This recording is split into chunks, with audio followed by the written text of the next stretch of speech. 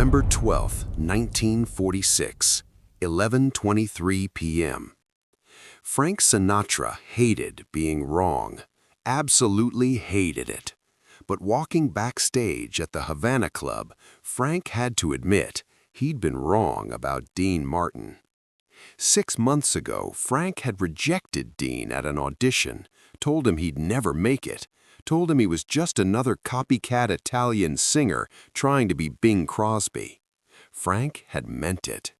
At the time, Dean had sounded like every other wannabe crooner, nothing special, nothing unique.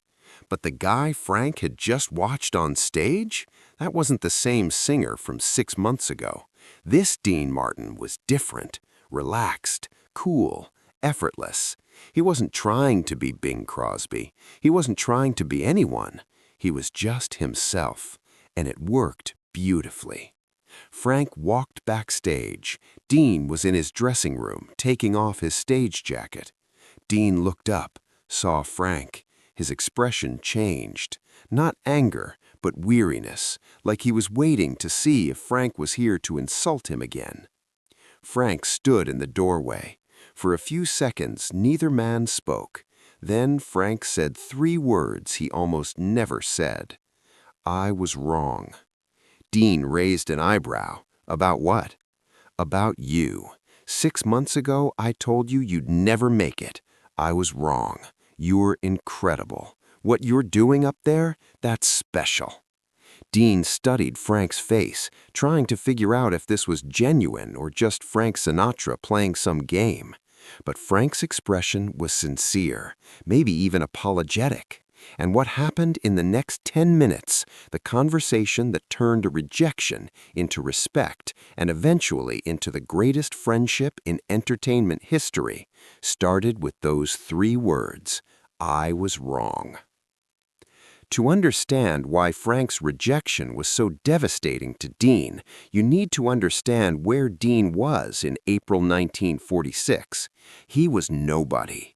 28 years old, singing in small clubs, making barely enough money to survive, living in a tiny apartment in New York with his wife Betty and their infant son.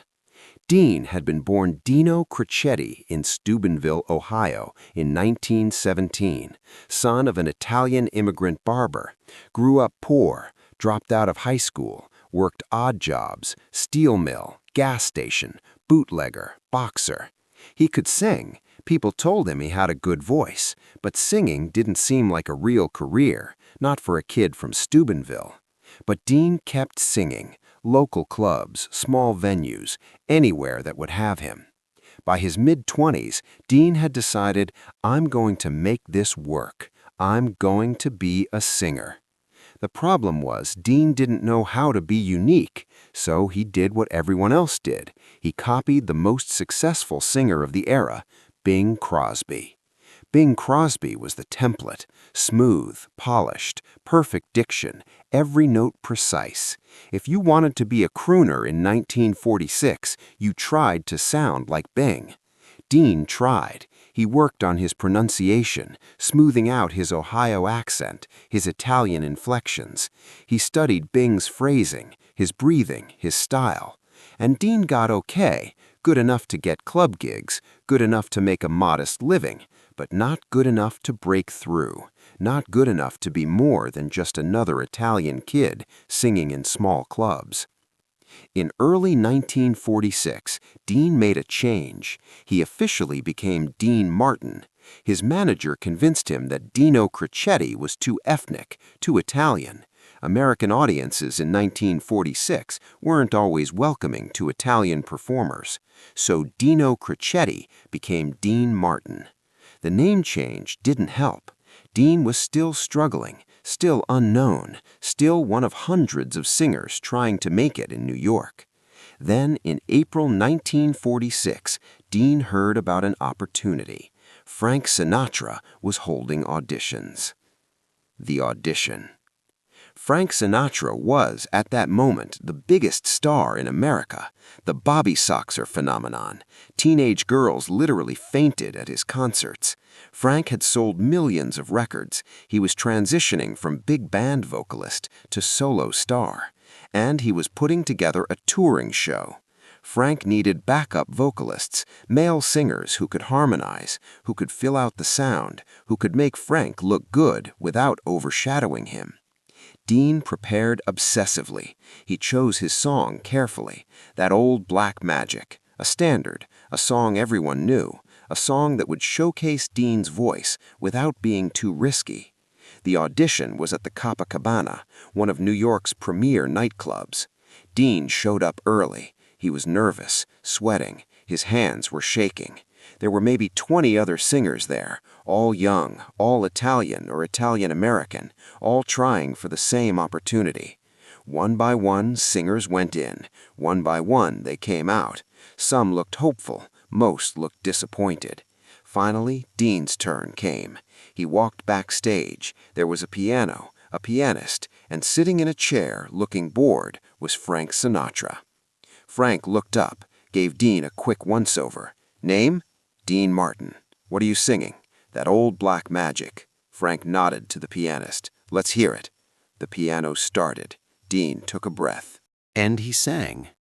He made it through the first verse, maybe 15 seconds, maybe 20. Then Frank held up his hand. Stop. Dean stopped. The pianist stopped. The room went silent. Frank stood up. He looked at Dean, and Frank's expression was dismissive, almost bored. You got a nice voice, but so do 1,000 other guys in New York. There's nothing special here, nothing unique. You're just another copycat. Dean tried to respond. I can try a different song. Frank was already putting on his coat. It's not about the song. It's about you. You're not special. You'll never make it in this business. Not singing like that. Frank walked toward the door, paused, looked back at Dean one more time. My advice? Find something else to do, because this isn't going to work out for you. Frank left. The door closed behind him. Dean stood there. The pianist looked uncomfortable. Sorry, kid, that's just how Frank is. Dean walked out of the Copacabana in a daze. He'd been rejected before, plenty of times, but this was different. This was Frank Sinatra, the best in the business. And Frank hadn't just said no. Frank had said Dean would never make it. Dean walked the streets of New York for hours, not knowing where to go, not knowing what to do. He thought about quitting, about going back to Steubenville, about working in his father's barber shop, about giving up on this stupid dream of being a singer. But then, somewhere around midnight, sitting on a bench in Central Park, Dean had a realization. Frank was right. Dean had been copying Bing Crosby. He'd been trying to sound like someone else, trying to fit into a mold, trying to be what he thought the industry wanted, and it wasn't working. So maybe the answer wasn't to give up. Maybe the answer was to stop trying to be Bing Crosby, to stop trying to be anyone except Dean Martin. Dean went home. He told his wife Betty what had happened.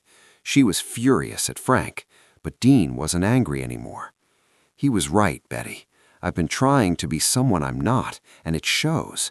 So I need to figure out who I am, what I sound like, what makes me different. For the next 6 months, Dean worked on finding his own voice, his own style, his own identity as a performer. He stopped trying to sound polished and perfect like Bing. Instead, he leaned into his natural speaking voice, casual, relaxed, slightly rough around the edges. He stopped worrying about perfect diction. He let his slight Italian inflection come through. He sang like he was talking to a friend at a bar, not performing for an audience. He stopped trying so hard, and paradoxically, that made him better. Dean started getting better gigs, bigger clubs, better crowds. People noticed something different about him. He wasn't like other crooners. He was cool, effortless, like he didn't care if you liked him or not, which made people like him even more. By November 1946, 6 months after Frank's rejection, Dean had a regular gig at the Havana Club in Manhattan. It wasn't Carnegie Hall, but it was a step up, better pay, better exposure, a chance to be seen. November 12, 1946, Frank Sinatra walked into the Havana Club. He wasn't there to see Dean Martin. He didn't even know Dean was performing there. Frank was meeting a record producer, business. But the moment Frank walked in, he heard the voice coming from the stage, and he stopped. That voice, smooth but not too smooth, relaxed, confident, cool. Not trying to be Bing Crosby, not trying to be anyone, just being. Frank moved closer to the stage. The singer was tall, good-looking Italian, holding the microphone like he'd been born holding it. The song ended. The crowd applauded, genuine, enthusiastic applause. This wasn't polite clapping. This was real appreciation. Frank applauded too. He was genuinely impressed. This guy was special. The singer turned slightly. Frank saw his face. Frank's applause stopped mid-clap. That's the kid from the Copacabana, the one I rejected, the one I told would never make it. Frank stood there stunned. This couldn't be the same guy. The guy from 6 months ago had been good but unremarkable, generic, forgettable. This guy on stage was none of those things. This guy was extraordinary. Frank's mind was racing. I was wrong. I completely missed it. I didn't see what he could become.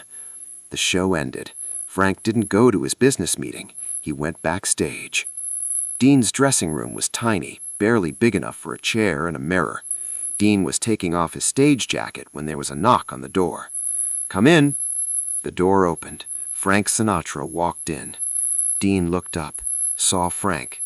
His entire body tensed. For a few seconds, neither man spoke.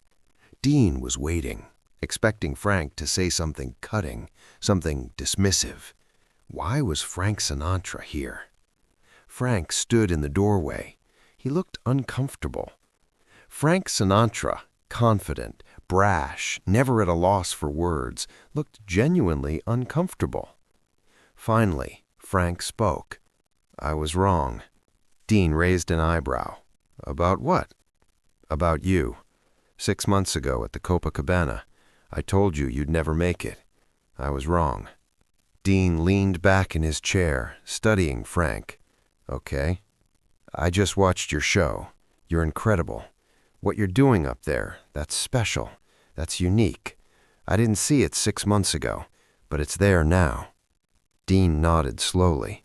6 months ago, it wasn't there. You were right. I was copying Bing. I was trying to be someone I'm not. Frank stepped further into the room. "What changed?" "You did. You told me I'd never make it. And I realized if I keep doing what I'm doing, you're right. So I stopped trying to be Bing Crosby. I stopped trying to be anyone. I just started being me." Frank smiled. "Well, being you is pretty damn good." Dean smiled back. "Thanks." They talked for another 20 minutes, about music, about performing, about the industry. And something unexpected happened. They connected. Frank and Dean were both Italian-American kids who'd grown up poor. Both had fought their way into show business. Both understood the struggle, the rejection, the constant pressure to prove yourself. Before Frank left, he said, "I'm putting together a new show, Vegas, next month. I could use someone like you." Dean's eyes widened. "You serious?" "Dead serious. You interested?" "Hell yes." Frank extended his hand. Dean shook it. "Welcome aboard, Dean." That handshake, November 12, 1946, in a tiny dressing room at the Havana Club, was the beginning of one of the greatest friendships in entertainment history. The legacy. Over the next 20 years, Frank and Dean would become inseparable. The Rat Pack, Vegas, movies, countless performances, legendary nights that became Hollywood folklore. But it almost didn't happen. If Dean had given up after Frank's rejection, if Dean hadn't used that rejection as motivation to find his own voice, if Frank hadn't been humble enough to admit he was wrong, none of it would have happened. Years later, in the 1970s, Frank told this story in an interview. "I almost missed Dean Martin. I looked at him in 1946 and thought, nothing special. I was an idiot. Dean taught me something important. Don't judge someone on who they are right now. Judge them on who they could become. Because 6 months after I told Dean he'd never make it, Dean became one of the greatest performers I've ever seen, and I almost missed it. Dean's version of the story was characteristically humble. Frank was right to reject me. I was terrible. I was copying Bing Crosby. I had no identity. But Frank did me a favor. He made me realize I needed to be me, not Bing, not Frank, just Dean. And once I figured that out, everything changed. Life lesson. The lesson of Frank and Dean's first meeting isn't about rejection. It's about what you do with rejection. Dean could have quit, could have believed Frank when Frank said he'd never make it, could have given up on his dream. But Dean did something harder. He admitted Frank was right. Then he fixed the problem. He found his own voice, his own style, his own identity. And Frank did something even rarer. He admitted he was wrong. He went back. He apologized. He gave Dean a chance.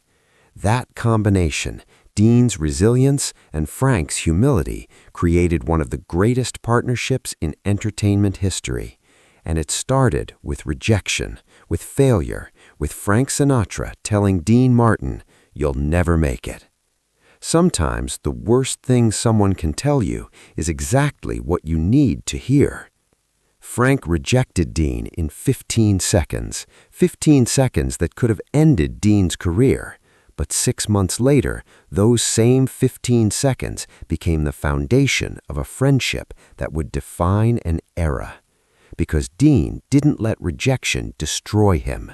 He let it rebuild him.